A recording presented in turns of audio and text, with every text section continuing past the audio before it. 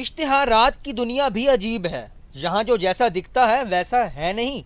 Beauty cream को इस दावे के साथ बेचा जाता है कि ये रंग गोरा करेगी, मगर जब नताइज नहीं मिलते तो सारिफ के 14 तबक रोशन हो जाते हैं। भारत में एक सारिफ की शिकायत पर अदालत ने रंग गोरा करने वाली क्रीम की कंपनी पर 15 लाख रुपए जुर्माना कर दिया।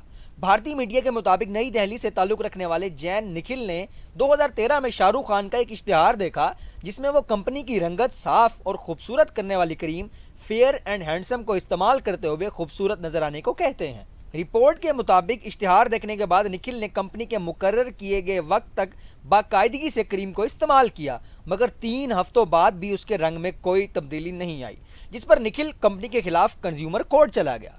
एक तवील कानूनी जंग और दोनों जानिब से मुतअद्दिद अपीलों के बाद बिलाखिर अदालत ने 11 साल बाद निखिल के हक में फैसला सुनाते हुए कंपनी पर 15 लाख भारतीय रुपए जुर्माना आयद किया। अदालत ने कंपनी के इश्तिहार को गुमराहकुन करार देते हुए कहा कि प्रोडक्ट को वाज़ेह तौर पर रंग साफ और खूबसूरत करने के लेबल से बचाया गया, मगर इस पर बहुत कम और नामुकम्मल हिदायत देते हुए लिखा गया कि क्रीम का 3 हफ्तों तक बाकायदगी से इस्तेमाल रंग को साफ और खूबसूरत करेगा। हालांकि कंपनी जानती थी कि लिखी गई हिदायत नामुकम्मल है और वो नताइज नहीं आएंगे जिनका दावा किया जा रहा है। अदालत ने हुक्म दिया कि जुर्माने के 15 लाख में से 14,50,000 दिल्ली कंज्यूमर वेलफेयर फंड के अकाउंट में जमा करवाए जाएं, जबकि 50,000 निखिल को बतौर मुआवजा दिए जाएं।